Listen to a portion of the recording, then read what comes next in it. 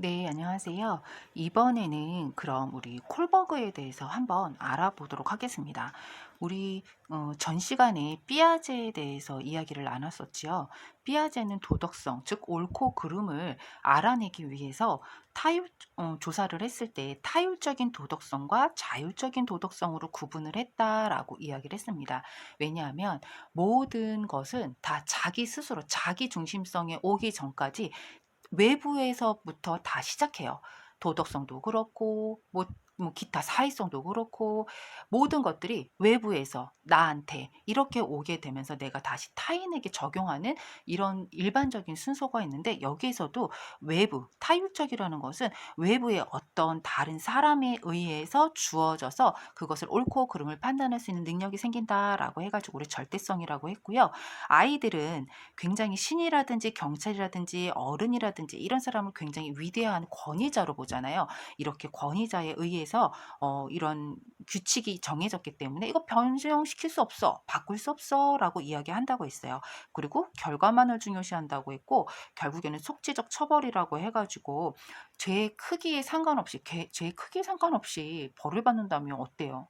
사탕을 훔치지 않고 다이아몬드를 훔쳐서 결국엔 이 사회가 어떻게 될까요? 엉망이 되겠죠. 이거는 아직은 어린 단계의 도덕성의 그 시기다라고 여러분들이 인식하고 있으면 되겠습니다. 이번에는 그러면 우리 콜버그에 대해서 한번 알아볼까 합니다. 콜버그라는 학자는 사실 피아제도 인지 중심의 학자잖아요. 콜버그 같은 경우도 인지를 중심으로 해서 이 아이가 콜버그 같은 경우는 그 사례가 그거였잖아요.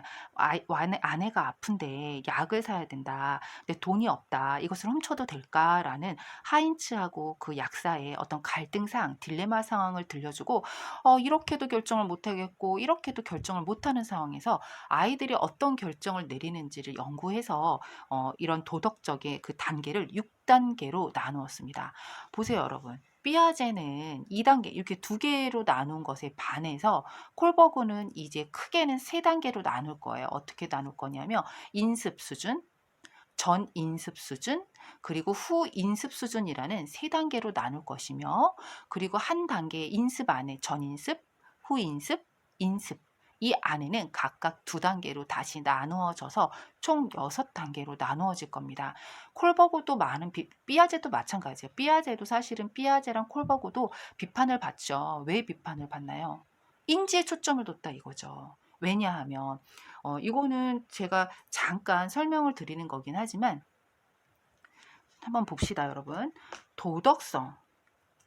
지금 삐아제도 그랬고 콜버그도 마찬가지입니다. 콜버그도 비판을 받아. 왜 비판을 받냐면 왜 인지에만 초점을 뒀어? 라고 하면서, 왜냐면 이 사람 삐아제, 콜버그, 비고치키가 다 인지적인 인지학자들이었잖아요. 인지학자들이어서 이 인지학자들이 삐아제 같은 경우는 합리적인 판단의 기준에 따라, 콜버그 같은 경우는 도덕성을 판단하는 것이 판단의 이유나 근거에 따라 분류를 했다고 했잖아요. 비고치키는 사회 문화적인 어떤 맥락 속에서 분류를 했다고 했는데, 이것들이 다 인지를 중심으로 초점을 나누었다는 것은 도덕성은 인지가 아니야라고 이야기하는 거죠. 여러분, 도덕성, 옳고 그름, 사회에서 옳고 그름을 판단하는 거, 그런 양심이라 그랬잖아요. 이게 어떻게 머리로만 할 수 있나요? 그쵸? 여러분, 신호등을 잘 지키는 거, 그거 머리로만 할 수 있어요? 그렇죠. 예를 들면 이런 거예요. 머리로는 지켜야 돼라고 합니다. 지켜야 됩니다라고 해요. 그러나 신호등 앞에서, 건널목 앞에서 사람이 없다면 여러분 때로는 어떻게 해요? 그냥 지나가기도 하잖아요. 그러면 어떻게 했어요, 여러분들은? 행동은. 행동은 지나갔어요. 지나갔다. 안 지켰잖아요. 그렇기 때문에 이 머리에 있는 이 인지에 관련된 것은 우리가 크게 다시 나누면 인지랑, 그러니까 사고라는 것과 정서로 구분할 수 있어요. 정서도 인지 쪽으로 넣었거든요.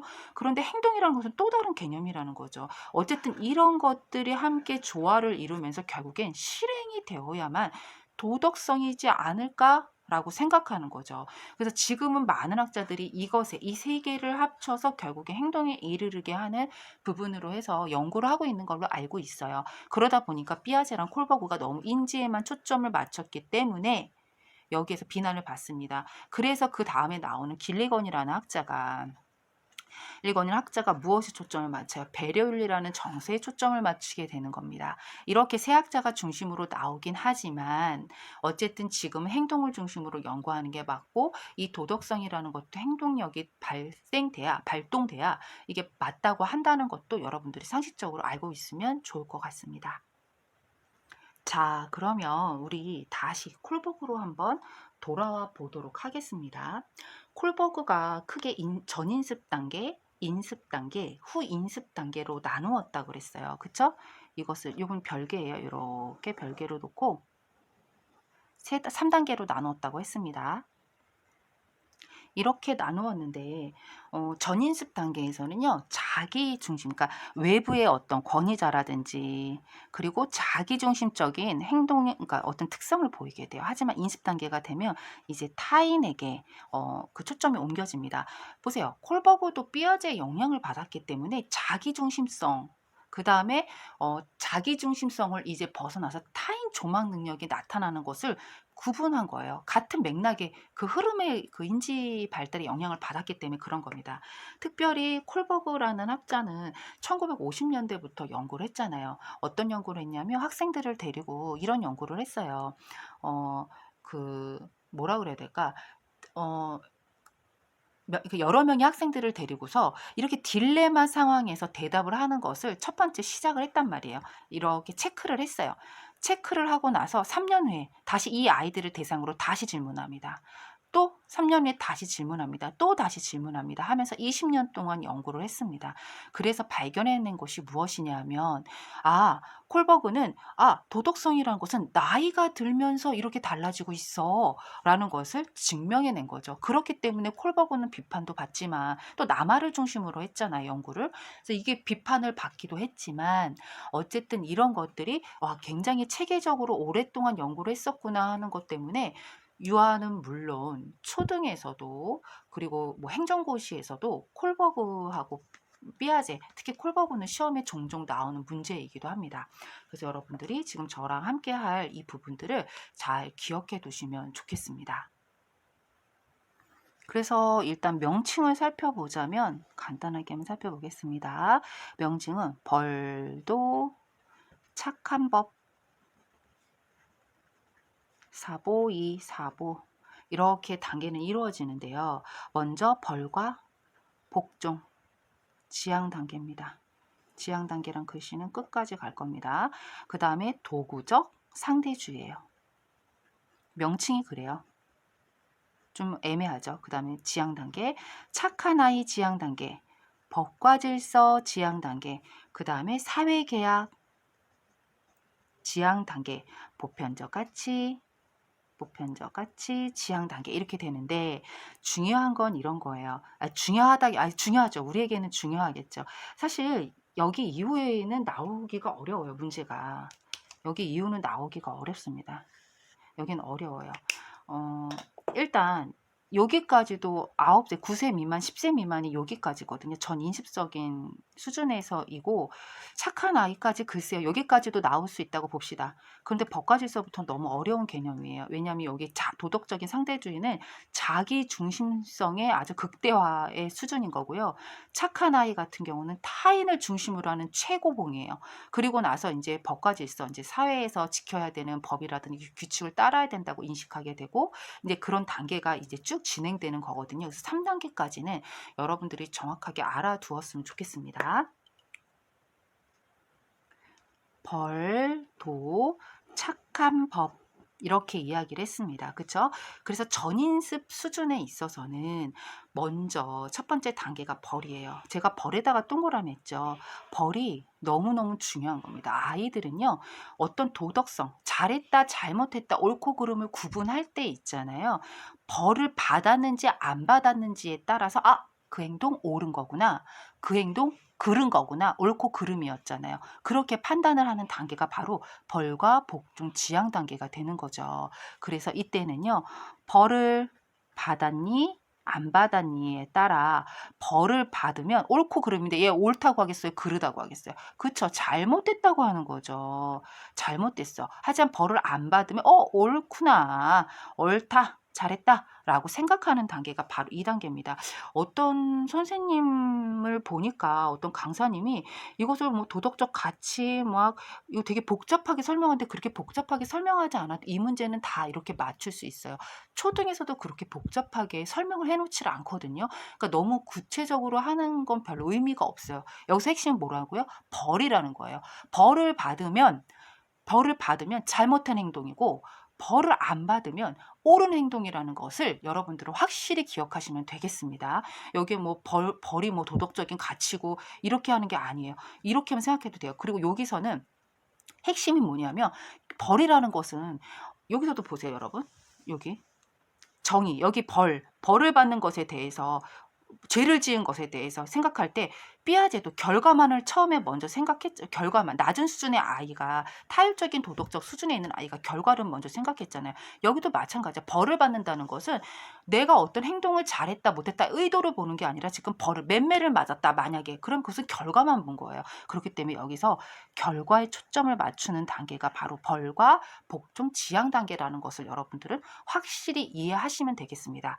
됐죠? 핵심은 벌이라고 그랬어요. 벌을 받으면 그 행동 야 잘못한 것 같아 라고 얘기하는 거고 벌을 안 받으면 벌에 따라서 자 그러면 이제 벌에 따라서 옳고 그름을 판단할 수 있다고 이야기를 했는데 그렇다면 도구적 상대주의에서는 어떤 걸까요? 이제 자기중심의 최고봉이 된다 그랬잖아요. 그쵸? 그러다 보니까 자신에게 이익이 되는 게 최고예요. 그쵸? 자신에게 이익이 되는 게 지금 최고입니다. 자기 만족을 줘야 돼요. 나한테 만족감을 줘야 돼요.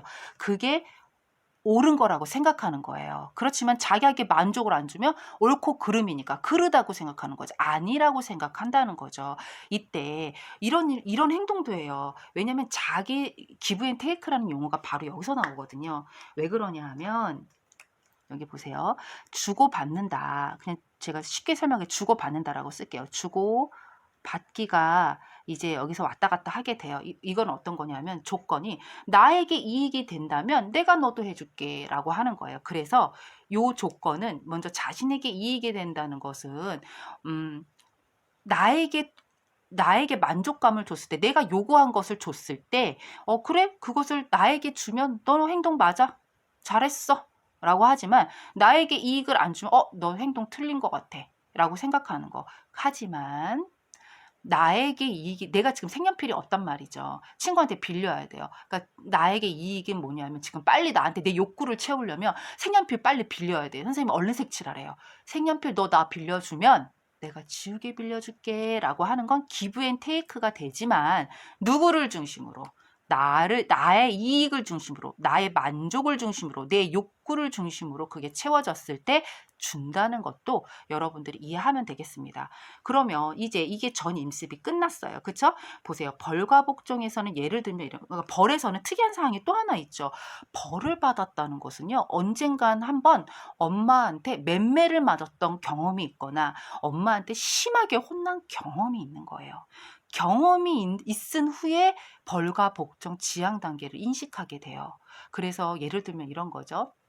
엄마가 많이 꾸중을 했어요. 소변을 아직 아기였을 때 예를 들어서 이제 화장실 가서도 할 수 있고 이런데 그냥 바지에다 쉬를 했단 말이죠. 근데 엄마가 많이 꾸중을 했어요. 그래서 그 아이가 이제부터는 벌 받은 경험 때문에 벌이 중요시 여겨져서 결과잖아요.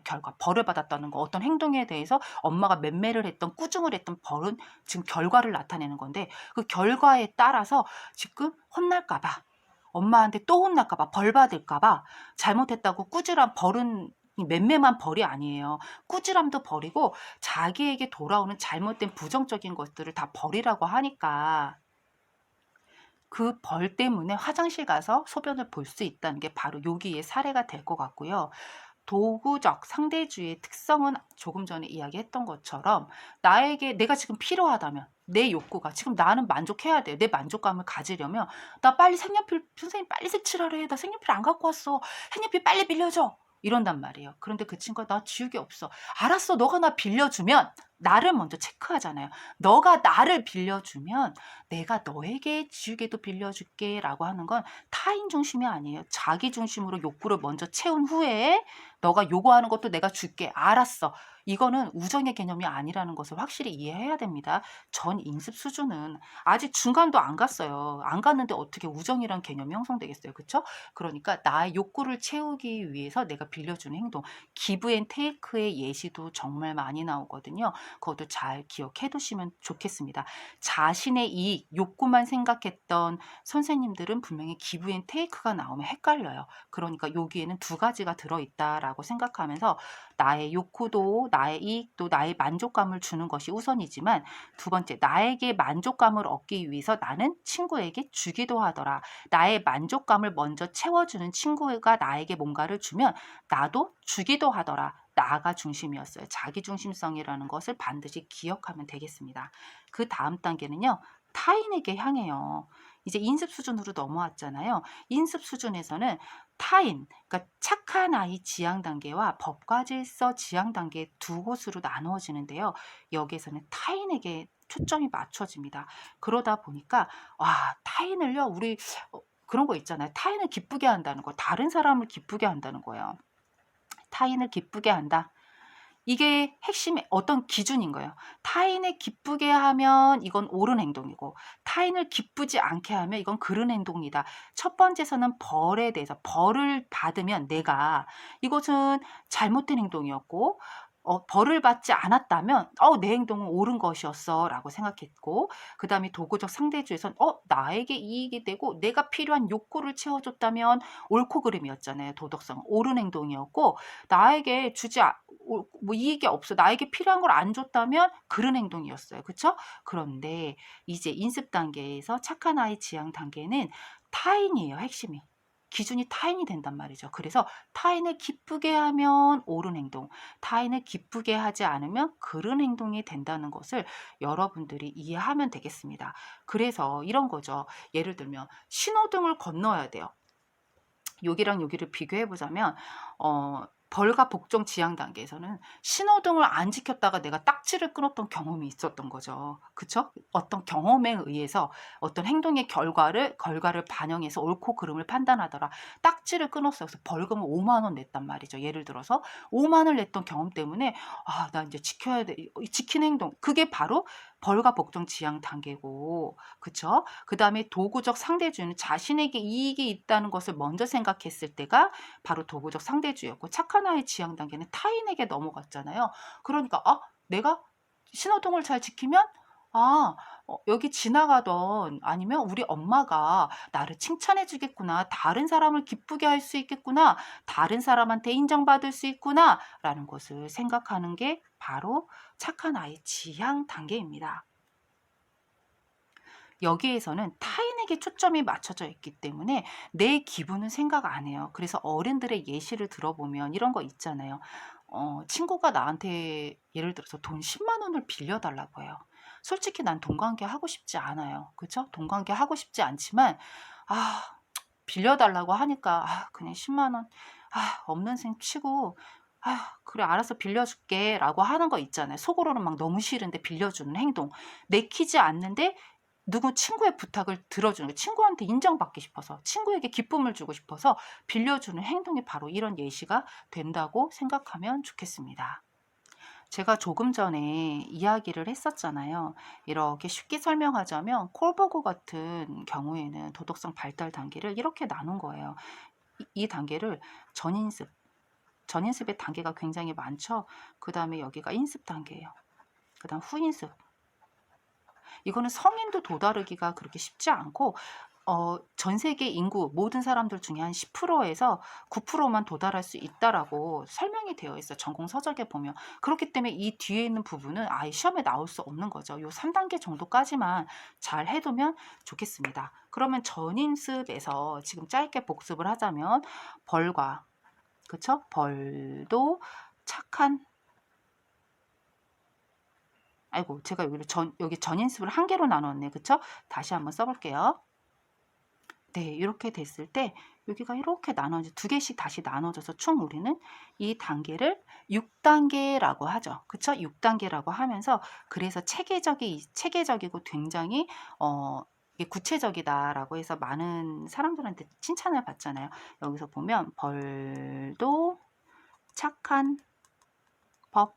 그래서 법과 질서 단계, 지향 단계, 착한 아이 지향 단계, 도구적 상대주의 지향 단계, 상대주의 지향 단계, 벌과 복종 지향 단계다라고 했을 때 보세요. 여기 핵심 뭐였어요? 벌이었습니다. 이게 벌이었어요. 벌을 받으면 잘못된 행동이고 벌을 안 받으면 옳고 그른 행동이다라는 구분을 할 때 벌이 기준이 됐어요. 도구적 상대주의에서는 기준이 누구였어요?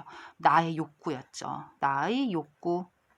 나의 만족을 주는 사람은 그렇지. 잘한 거야. 옳지. 그 다음 잘 못한 건 그른 거. 옳고 그름을 나의 욕구를 중심으로 나눴다는 거. 착한 아이에서는 누구 중심? 타인 중심이에요. 타인을 기쁘게 했다면 옳은 행동. 타인을 기쁘게 안 했다면 그른 행동이다. 여기서 주의해야 될 것이 한 개 있었죠. 어떤 것이었죠? 네, 맞습니다. 여기 도구적 상대주의에서 있잖아요. 나의 욕구, 나의 만족 이런 것이 기준이 되긴 했지만 여기에서 또 한 가지가 뭐였어요?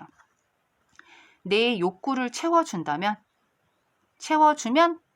나도 너한테 뭐 줄게 그냥. 뭐 줄게. 나도 너 줄게 라고 말하는 거. 하지만 이게 앞서 있어야 성립이 됩니다. 만약에 문제에서 친구의 마음을 기쁘게 해주기 위해서 내가 이걸 줬더니 보세요. 친구의 마음을 기쁘게 하려고 사탕을 주었더니 그쵸? 주었더니 친구가 나를 안아주었다 이러면은 요거는요 착한 아이 지향 단계인 거예요. 친구의 마음을 기쁘게 해주는 게 우선이었잖아요. 그렇기 때문에 내가 먼저 기뻤는지 내 만족이 먼저였는지 친구의 마음을 먼저 생각했는지 탈중심화가 돼서 생각했는지를 생각해 보면 됩니다. 여기까지는 자기중심성이에요. 여기는 전 인습은 자기중심성이고 이제 탈중심화가 되면서 타인을 바라보게 돼서 타인을 기쁘게 해준다라는 것을 여러분들이 생각하면 좋겠습니다. 그래서 이렇게 잘 보이시나요? 제가 전문가가 아니다 보니까 이렇게 보이시죠? 콜버그. 이런 콜버그는요. 무엇에 따라서 나누었다 그랬어요. 도덕적 구분을 할 때 이 도덕적인 삐아제 같은 경우는 도덕적 혹은 여기 합리적인 인지를 강조했으니까요. 합리적인 판단 능력에 따라서 나누었다면 콜버그 같은 경우에는 어떤 도덕성을 구분을 할 때 도덕성에 대한 판단 이유나 근거에 따라서 구분을 했더라. 어떻게 하는지에 따라서 했더라. 라는 것을 이해하면 되겠습니다. 여기까지 콜버그에 대해서 제가 조금 여러 번 반복해서 설명을 했습니다. 가끔씩 시험에 나오기도 하고 초등에서도 많이 나오고 행정고시나 이런 데서도 많이 나오고 하기 때문이에요. 근데 초등에서도 요 3단계 이하는 안 나옵니다. 그러니까 3단계까지는 꼭 여러분들이 정확하게 이해해 두시면 좋겠습니다. 감사합니다.